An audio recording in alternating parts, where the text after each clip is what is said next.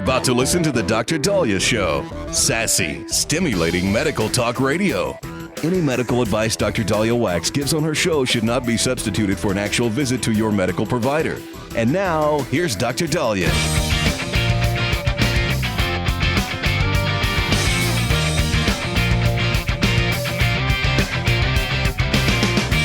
We are back on the Dr. Daliah Show. Thank you all for tuning in. 1-877-Dr. Daliah, 1-877-DOCDALI. So, I think it would have been an embarrassing moment I had at the dentist office yesterday, but I'm not embarrassed because I think if you're worried about pain and you're trying to deal with pain, we should take away the stigma of moaning. And I noticed that if I, have back pain, or if I, let's say, I broke my foot a few months ago, and I'm like, oh, it hurts. I feel better when I moan. So I have the best dentist in the world. Actually, I've been really blessed with dentists and oral surgeons. My kids are taken care of by Dr. Josh and Dr. Michael Sachs, pediatric dentist, Dr. Stephen Sachs, best oral surgeon ever. And then my current dentist is Dr. Steve Garhart. And remember I told you guys yesterday that I have really ground my teeth down to the core. I mean, I have it's ground down. And so my fillings, I've either chewed off or broken off teeth. And he has been able to help salvage my teeth doing, some fillings. Probably up and due for crowns soon. I don't mind because I like to buy myself tiaras anyway. Prance around like a princess. So I wouldn't mind a crown. But for now, I was like, okay, thank God, let's just do the fillings. And even though I like to talk myself out of it's not going to hurt. For me, if I think it's going to hurt a lot, like the shots and getting, the injections and all that, then I'm, okay, it wasn't that bad. But at one point I was starting to feel it and I was getting a little nervous. And so I started to moan. He told me got to breathe through. So I started to moan through the pain. And then I was like, oh, all right, I don't want you to think. I stopped him mid-injection to say, look, I don't want you to think that's not my sex moan, okay? All right, this is my pain moan. I don't want to be in pain, so I'm moaning, so I'm not in pain. And it could have been pretty embarrassing. Luckily, he was. He's like, that's fine. Yeah, I don't care. And I was like, this is something we need to talk about because if you're, anticipating something in pain, why don't you moan? It's interesting. When I deliver babies, the women who required the least amount of pain medication and would I would always offer an epidural, and they would say, no, it's necessary. I would my Hispanic patients, and my Latino women would be very vocal when they would be giving birth. And I remember hearing some of the nurses and the other residents going, God, I never made that much noise when I delivered. And I go, wait a second, you don't understand. This is how they are coping with pain, and they're not, taking medication, to protect the baby. This is their cultural thing. And I thought it was really, really beautiful. And I was like, if people were more vocal, they would be able to handle their pain better. And in American society, we're like, okay, shh, don't make a sound, don't moan, don't cuss. There's been studies showing if you curse, the pain tolerance changes. I think they did a study on fraternity brothers where they had them hold their hand in a bucket of ice. And those who got to cuss and curse through it were able to keep their hands submerged longer. Not that I would ever recommend that because of frostbite. But they show pain tolerance changes when you moan. In fact, and are more vocal. In fact, there was a study last year saying sex and orgasm is able to be reached easier in those who are more vocal. Now, every guy I've ever dated had always told me to be quiet. So I haven't really perfected the vocalization part of it. But it's true. The more people vocalize, the more they can either enhance sexual pleasure or they can minimize their pain. And I noticed that whenever I think I had an injection in the bottom of my foot a long time ago, and I remember cussing, and it handled the problem. And so why don't we destigmatize the moan? Yeah, the fillings got taken care of. It was great.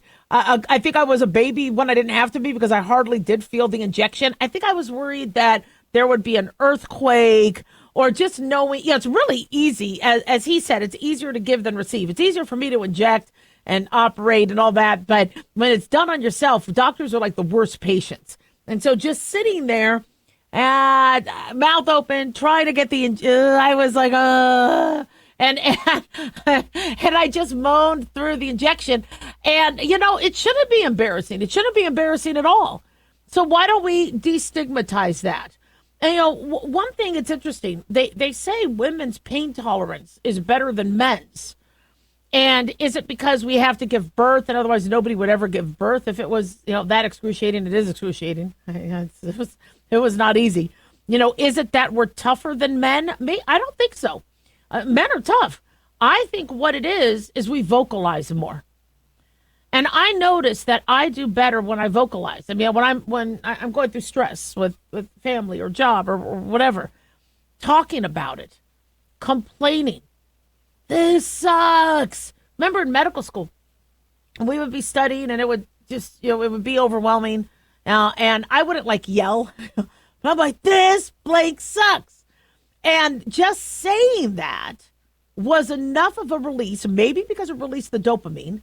Maybe it's because it got my adrenaline going. But I noticed if I yelled and complained, things just got done. Now there's some caveat to that. I mean, if you're just yelling and complaining and exhausting yourself, you can exhaust yourself with that. But vocalization can work, and also with stress. Let's say you're uncomfortable about something, you're vocalize it, or you might just have to moan. I don't know. And so I don't think any sort of interaction with a medical professional should be regretted and inferred as, I'm doing something inappropriate. But you feel when you go to the dentist, you're not allowed to vocalize. Yeah, the joke that dentists can understand, but he's talking to me. By the way, he asked if I was right-handed because apparently the myelin sheath is thicker and it's harder to numb when on your right side than your left, which I thought was fascinating. But for you to talk to your dentist and say, look, I moan through pain. Can I do that during, whatever procedure? And hopefully they're cool with it. Mine was. Thanks, Dr. Gerhardt. Don't go away. We'll be right back. 1-877 Doc Daliah.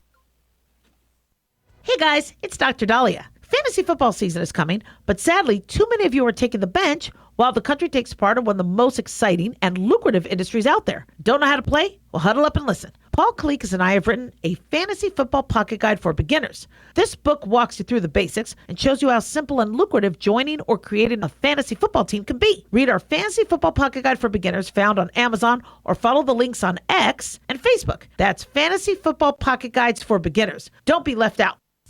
Increase fuel economy up to 7.9% with Hot Shot Secret Gasoline Extreme, the solution to maximize your engine's performance and fuel economy. Whether you're driving a sports car or a daily commuter, Gasoline Extreme is specially formulated with PEA to deep clean. Don't settle for an average driving experience. Upgrade to Hot Shot Secret Gasoline Extreme and go further on each tank. Order now on Amazon or HotShotSecret.com. Hot Shot Secret, powered by science. Hi, it's Mark Falter, host of the Financial Fitness Show. I strongly believe that no one should ever pay 1 penny more in taxes than they are legally obligated. Unfortunately, for most hardworking Americans, this just isn't the case. Why? Because most people spend more time planning next weekend's getaway than trying to ensure they're going to pay less in taxes. My financial fitness team has put together some materials that I know are going to help you. It's the Tax Savings Kit. Tax Savings Kit includes 3 things: free tax analysis, top 10 ways to pay less in taxes, and an investor's guide to taxes. Now, how do you get it? Simple. 866-764-2635. Again, 866-764-2635. I'm Mark Falter. This is Financial Fitness, making personal finance profitable.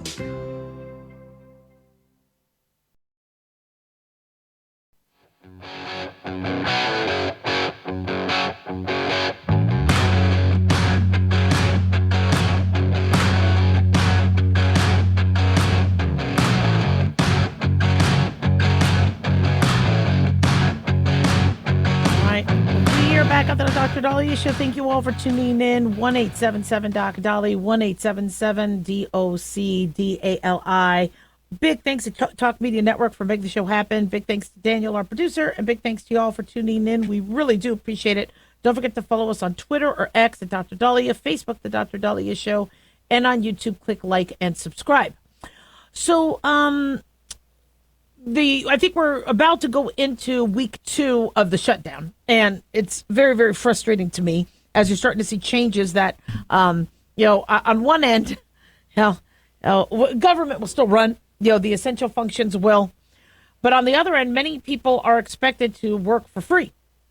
They will get their money. They will, there is a law, the Government Employee Fair Treatment Act of 2019, that should guarantee back pay. But until the money opens up, individuals going to work are doing it on the honor system.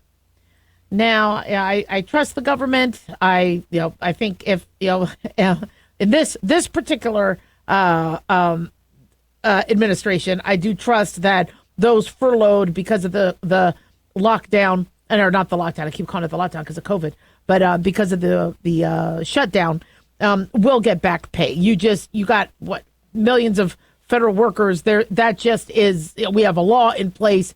But I guess what's been going on in the back and forth has been Trump had alluded, allegedly, all right, to, not all federal workers are going to be able to, shall we say, get paid, which caused a lot of people to get nervous about that. And even though there is a law that was made back in 2019, there's been some discussion. Well, that law was for that year, the shutdown for that year. It doesn't necessarily apply to future shutdowns. I'm telling you right now, I wouldn't worry about that. I really do believe that everybody's going to get covered. But the reason why I think Trump is bringing that up is because, the Democrats can hold the line and not sign the CR for extended periods of time unless they get pressure. Now, we're getting close to travel season. That's going to put some pressure on them. Flight delays, paychecks. I wonder if Congress gets paid during the shutdown, or do they not? They shouldn't get paid. If the money's not, they shouldn't get paid either. Nobody, especially anybody who's not allowing the government to run or doing their job should not get paid. But there's a chance that, well, if you're essential, you still get paid. I think the last paycheck went out this week, and then the next paycheck will not exist if the shutdown doesn't end. But Trump needs people to reach out to their senators, especially we have 3 Democratic senators that said, John Fetterman, Catherine Cortez Masto, and I forget the third, who was like, no, we're going to, we do not want the government shut down. And they have been voting with Republicans to continue the CR, continuing resolution, which they approved of, previously. Not really anything new. And unfortunately, the other ones may be, quote unquote, holding the line. Why? Because it's politics. Well, they want to negotiate Obamacare subsidies, and we need to help Obamacare recipients. Look, there's a lot of things that need to be negotiated. There's a lot of laws that need to be discussed, but not on this. And the Democrats are using this as an excuse, using this as an opportunity to try to get some wins. Why? Well, because they have midterms, and they're very unpopular right now. And so what do they have to show on their resume? Now, well, we bucked Trump as it pertained to crime and border and economy, those were popular things. So what do they have to show for it? So they're like, well, look at what we did. We got this done. So that should buy us, an election. That should buy, and so Trump needs those individuals who are affected by the shutdown to speak out and put some pressure on the senators. Well, it's been long known that, those furloughed workers are getting paid vacation. They don't have to go in because the government shut down, and they get extended vacation. And then when they come back, they get back pay. It's kind of nice, which then takes those millions of employees. And I mean, except for some like me who are workaholics that are like, look, I really want to get back to work. I don't want to be home. The kids are driving me crazy. But then there's an incentive for federal employees then to have this shutdown go on as long as possible because they get free pay, no work. So Trump floats the idea, look, it's not guaranteed. All right, nothing's guaranteed. And, of course, that's causing a lot of blowback. Then I like to talk about Republican and Democratic strategy. Now, I don't think it's a good strategy for the Democrats on this because it's been, it's now very, very obvious that, there's, a clean bill, 24 pages, identical to what they voted on before. No need to cause chaos. And I believe the majority of Americans see that through.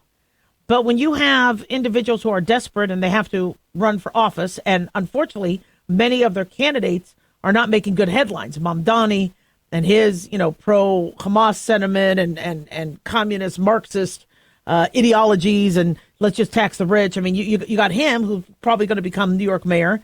You have that attorney general in Virginia sending out texts about killing, his opponent, bullets and shooting, how a bullet should go to his opponent or, and then, the family dying and all sorts of other BS. I mean, these are unfortunately, some of the people that are starting to brand the Democratic Party, and they're desperate and they need a win.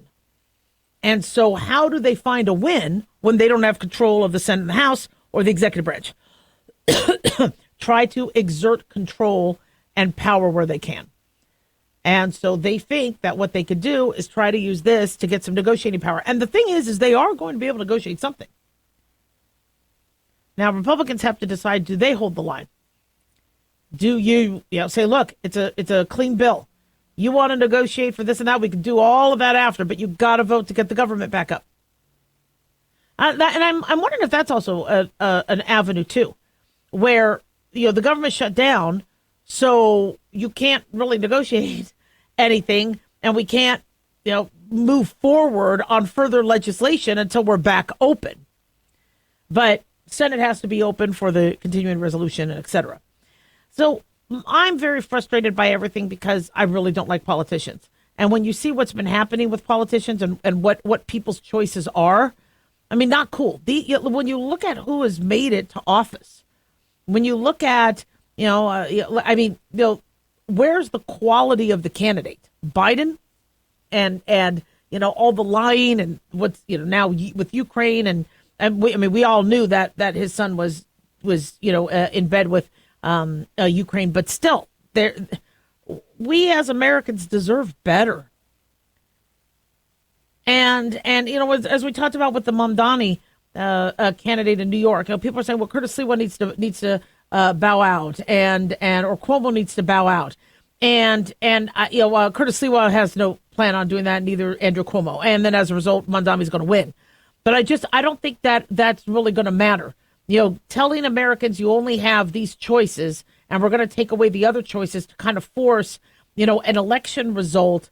I mean, people should be smarter than that. Those who do not want Mamdani shouldn't vote for him. And I really don't think somebody who wants a Republican is going to vote for Andrew Cuomo. And I don't think somebody who doesn't want a Republican, doesn't want Sliwa, is going to vote for him, if Cuomo bows out.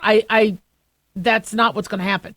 But Mamdani got somehow, as far as he did after the Democratic primary. Why? Because he was up against Andrew Cuomo, and that's on the Democrats. And if they don't want to be stereotyped by having, communist, Marxist, anti-Semite in the office, then they need to do a better job of coming up with better candidates. I know people are worried. They shouldn't be worried because I think his ideas are going to fail. But I think people are worried that what if he doesn't fail? That what if he actually, does, quote unquote, fix New York? Does that mean the country's going to go socialist or Marxist or it's not going to work? Now, the mayor doesn't have that control. Just to raise taxes indiscriminately, the governor has to approve it. People have to approve it. Now, he could have all these ideas, but New York is expensive for a reason. You're not going to be able to make San Francisco cheap overnight. You're not going to be able to make L.A. cheap overnight. And after all his defund the police rhetoric, he's not going to be able to make the city safe overnight. So, personally, I think, Republicans and Democrats are realizing they need to have better candidates, and that's why Trump got elected twice, because you need somebody who's going to follow through, get stuff done, and not just make promises. 1-877-DOC-DALIAH. Don't go away.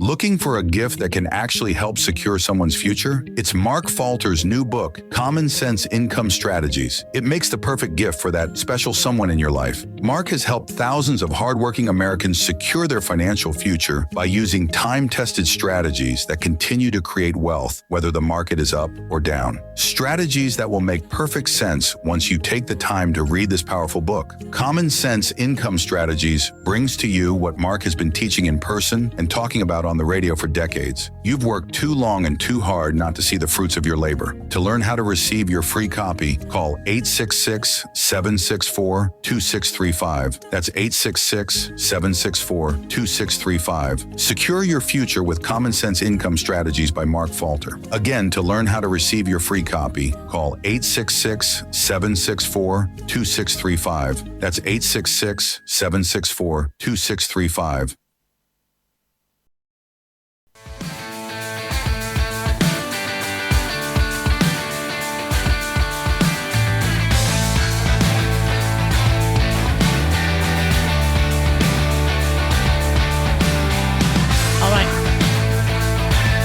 We are back on the Dr. Daliah Show. Thank you all for tuning in. 1-877-DOC-DALIAH, 1-877-DOC-DALI. So the hallmark of being one of these old timers is going, when you talk to young ones saying, well, I like things the old way. They don't make them like they used to. And I'm feeling that way. I like old school. I want to be able to open my car door manually. I want to be able to roll down my own window. I don't like pushing buttons because I don't trust buttons. Here's another example why. A college student has been killed in a Tesla Cybertruck when she ends up getting trapped inside the vehicle as it burst into flames.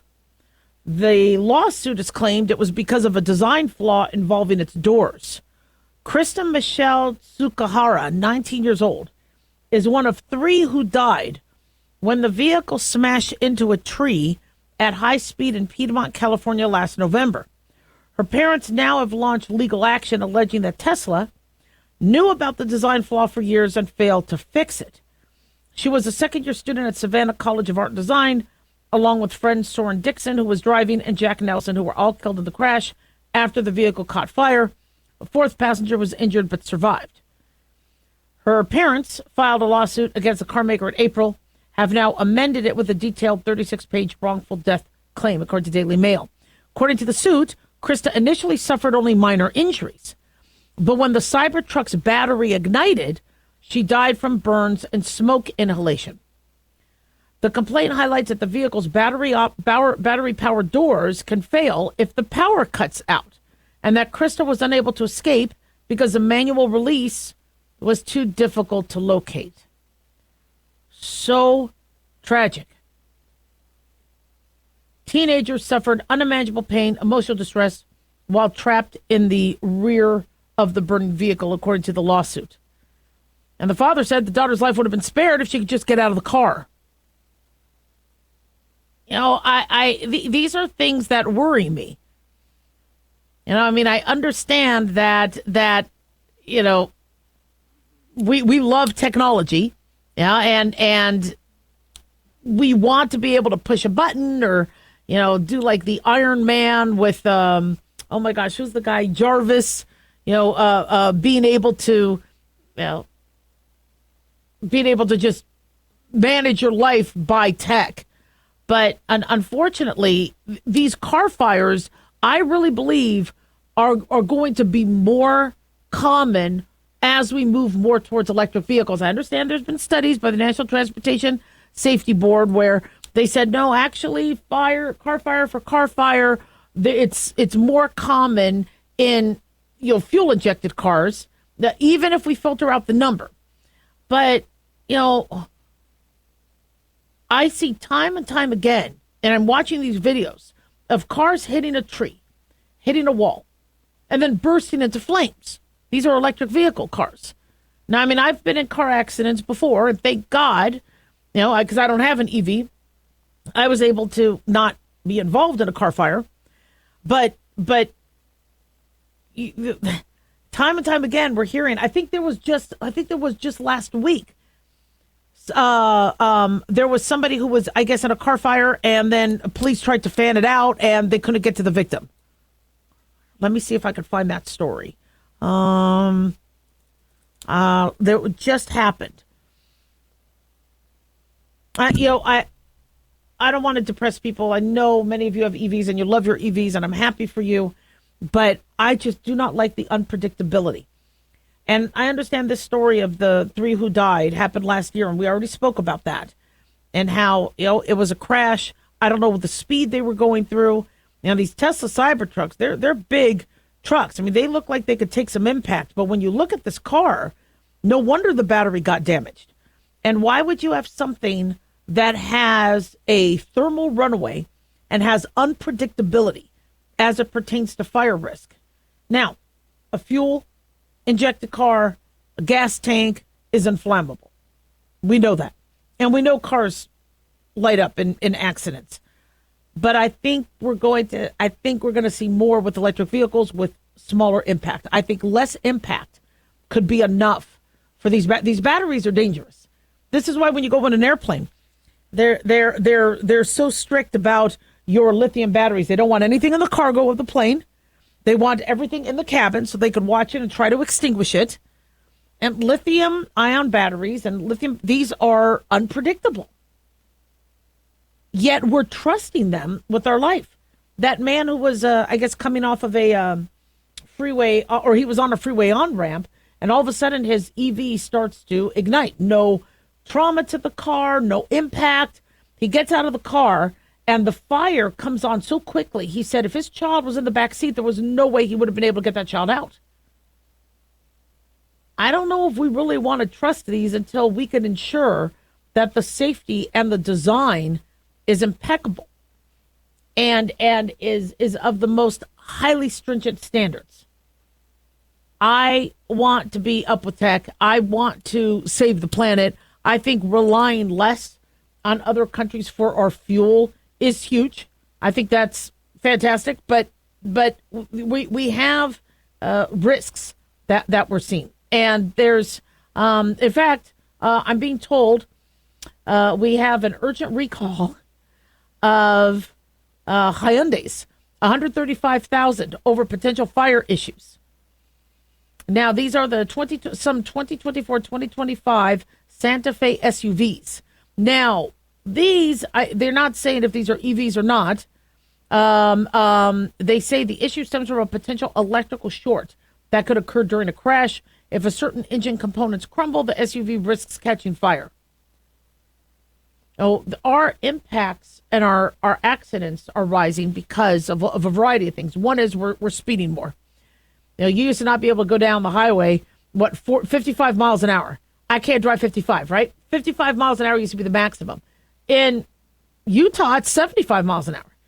So we're already increasing our speed. Many people are driving high. We're very impatient. And these cars go fast. If you have an EV, you could go, 0 to 60 in how long? Really fast. It's pretty impressive. In fact, one of my buddies who has a Rivian tried to race me in my Corvette, and his 0 to 60 was amazing. I figured out a way to beat him because I cheated. but still,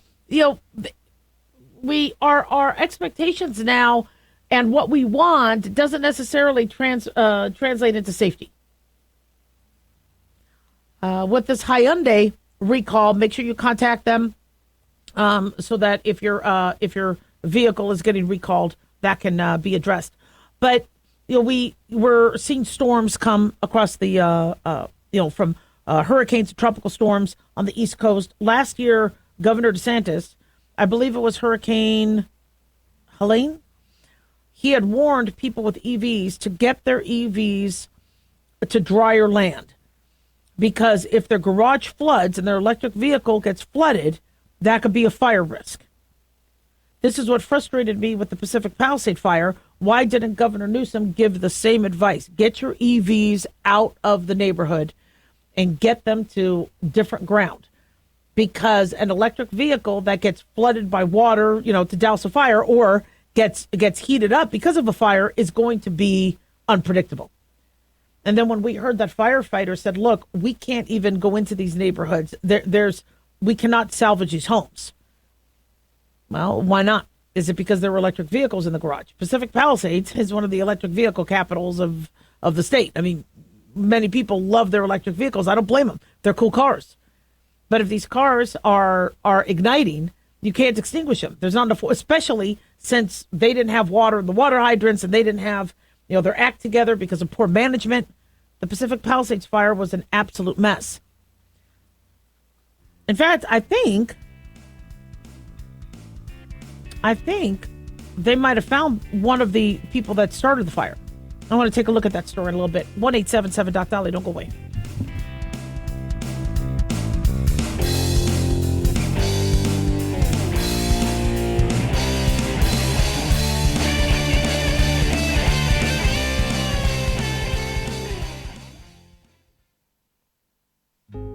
Hey guys, it's Clyde. We've had a lot of requests for Ground Zero merchandise, so we put together an online store with a big variety of high-quality items. I'm really excited to let you know about these things. We have a lot to offer you and your loved ones. In addition to our regular apparel, such as t-shirts, beanies, hoodies, and hats, we've expanded our product line with posters, flags, aprons, mugs, and a whole lot more. We also have Ground Zero collectibles, along with a limited edition of items like a Clyde Lewis canvas portrait, a Ground Zero embroidered jacket that will certainly make for great gifts and for interesting conversations with family and friends. And we now offer publications such as Ron Patton's book about mind control, MK Zine, and back copies of the official magazine of Ground Zero while it was in print. Paranoia, the Conspiracy Reader, also coming in 2023, are updated and revised books that I've written. There's a secure and easy-to-use shopping cart for your purchases. So shop today at our official store by going to groundzeromerch.com. Again, that's groundzeromerch.com. Hey, America. How tired are you of mainstream corporate media's biased narratives and manipulated news? Their dishonesty and attempts to influence this generation have been exposed, put on display for anyone who's even half paying attention. But the New American magazine has been an honest source of news and commentary for over 50 years. This is your opportunity to receive the stalwart of principled journalism at a deep discount. Picture a beautifully published magazine arriving at your doorstep twice a month, packed with insightful stories written with integrity. It's also available digitally on the New American's mobile app. Get up to speed with intelligent coverage from a freedom perspective. Right now, for a limited time, the New American is available to radio listeners at a 25% discount on a new subscription. Visit thenewamerican.com/radio25 and receive 25% off. Subscribe today at thenewamerican.com/radio25.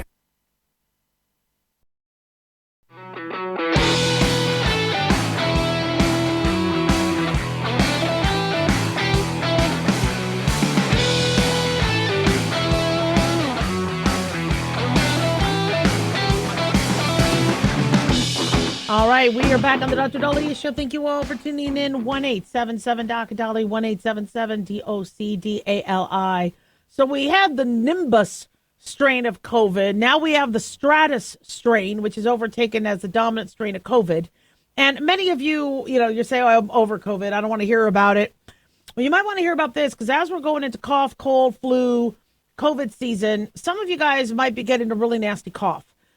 And I'm actually a fan of the COVID treatment medication Paxlovid. It's not because I'm in bed with pharmaceutical companies, like everybody thinks all doctors are, but because what I'm seeing with patients is they'll call up telemedicine saying, oh yeah, I need an antibiotic. I got bronchitis. Even though the majority of bronchitis cases are viral, sometimes people are able to talk the doctor into giving them an antibiotic. So they get an antibiotic or they get a Z-Pack or whatever. And then a week later, they're like, I'm still coughing. Or they'll call up saying, I have the flu. Give me Tamiflu. The doctor's like, why do you think you have the flu? Well, because there's a coworker who says they have the flu, so I was exposed, give me Tamiflu. So they get treated online for flu. And now here we are 7 to 10 days later or 14 days later, and they're still sick and they're still coughing. Now, if they were seen and tested for COVID and treated for COVID, maybe they wouldn't still be sick or having symptoms that are prolonging. And so I'm more about let's figure out what exactly you have and do precise treatment, as opposed to, well, let's just machine gun approach this. Let's just throw whatever at you and see if you get better. Because there's only a 5-day window. If you walk into an urgent care and you say, I've been coughing for a week, and you're out of that 5-day window to get your Paxlovid treatment, you won't get it. Unless they think you're rebounding and you're getting a more severe COVID. And so I'm really concerned about this flu season because, a couple years ago, we had a severe Tamiflu shortage, and that was before flu season started. And it's because one of the reasons is doctors were giving Tamiflu September and October for flu-like symptoms that could have been COVID. And so by the time flu season actually started, we were in dire straits. And the FDA actually had to come out and say, look, guys, can you use the flu medicine for those who test positive or for those who need it? Because unfortunately, we had such a rampant overprescribing of it. And so I don't want you taking the wrong medicine. If it's flu, you have about a 48 to 72-hour window to get on the medicine, to get started on treatment. If it's COVID, you have a 5-day window. But for those of you who did miss the window and now you're coughing, I think this strain of COVID also causes like a sore throat that feels like razor blades. We have a lot of people call in going, yep, I have strep. And so most telemedicine companies mandate that you submit a picture. If you don't have a positive strep test, submit a picture. If it doesn't look like strep, we shouldn't be giving you antibiotics. We should be considering a viral cause. And I've had patient after patient call back going, I was given antibiotics for strep, and now I have a cough, and I'm not better. And I look back at the picture, I go, it didn't look like strep. So I understand a lot of us felt better with antibiotics. That's changing. Another reason why, by the way, that's changing is because many of us have taken so many antibiotics that we have drug-resistant bugs, or it just doesn't seem to have the same punch. So now you have a chronic cough, and you're peeing on yourself when you cough, and it's not fun. How to quell the cough? Well, first, why are we coughing? So the cough is actually a very brilliant defense mechanism because it's part of our immune system to spew out something that could be getting into our lungs. So you inhale something, you aspirate something, you cough it out because the lungs, and boy, are those lungs, have you ever, swallowed down the wrong tube, per se? Your lungs do not want anything in there.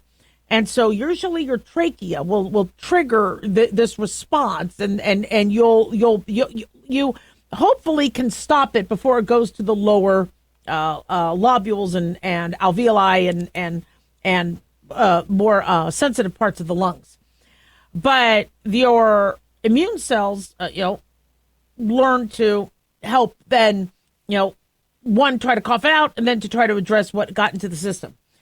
And so lots of different things can cause cough. We talked about bacteria, we talked about COVID, but also other things like medications. For those of you who take ACE inhibitors, lisinopril, benazepril, captopril, or they can cause a cough. So I'll have patients go, I have this dry cough, it doesn't go away, give me an antibiotic. And I'm like, you're on a medication that might be causing a cough. No, but I've been on that medication for years. You don't have to develop the cough right away. You could develop the cough years later. So that's something to be concerned of. We're getting colder weather. When the weather changes, we notice many people cough more. Pollution, when pollution changes, wildfires, things like that can cause cough. Acid reflux is a biggie. When somebody has a chronic cough and I can't find the source, I ask them, do you have acid reflux? And is your cough worse in the morning? Because if you're lying back and you're refluxing, then the acid has a chance to go up and then could possibly affect then the respiratory tree because you're lying down, which is why we tell you to elevate your bed at least 45 degrees. Elevate the head part, the upper body part, so that maybe we could, work against gravity. Allergies, lung conditions like asthma, emphysema, sarcoidosis, heart conditions can cause you to have a chronic cough. Of course, tumors, then tumors. And then, of course, psychological. Some of us will cough and clear our throats psychologically as a tick.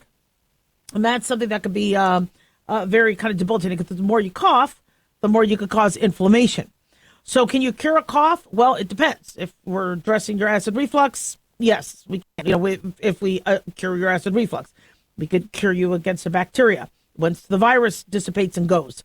Address allergies if it's a tumor. So yes, there are things you could do. But in the meantime, I like steam. So when I have a cough, I just jump into the shower and I take a hot shower.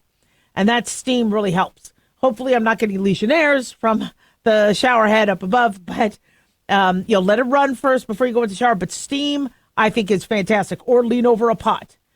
The hydration really helps. The drier you are, the more inflamed. The more you could loosen and wet your mucous membranes and your passages, and the more you could decrease your cough. Honey is amazing. We don't give honey in kids under 1 year old, but tea with honey has been a suppressant we've been using for centuries.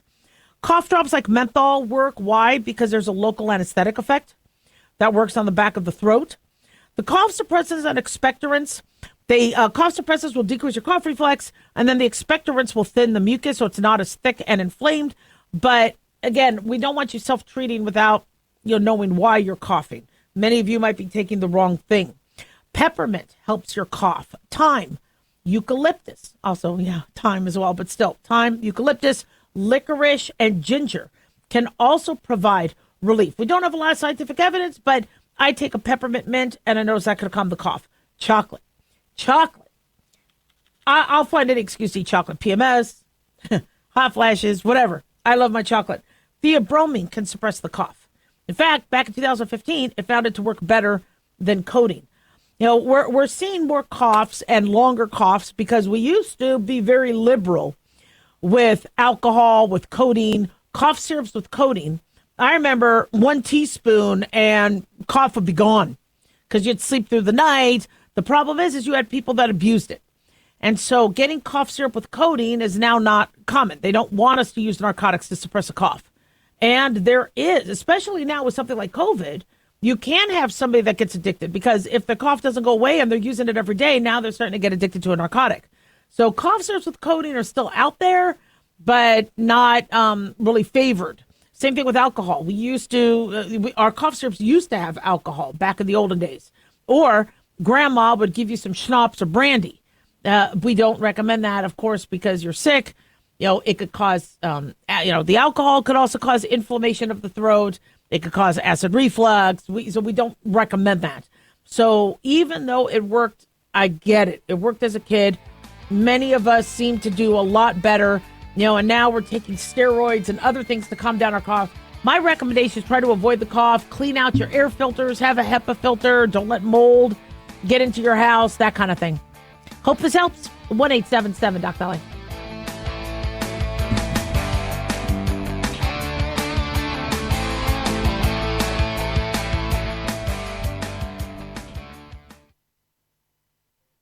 Looking for an easy read that can actually help secure someone's future? Pick up a copy of Mark Falter's book, Common Sense Income Strategies. For the past 30-plus years, Mark has helped thousands of hardworking Americans secure their financial future by using strategies that continue to create wealth, whether the market is up or down. Strategies that will make perfect sense once you take the time to read this powerful book. Common Sense Income Strategies brings to you what Mark has been teaching in person and talking about on the radio for decades. It's not rocket science, it's a pretty easy read. You've worked too long and too hard not to see the fruits of your labor.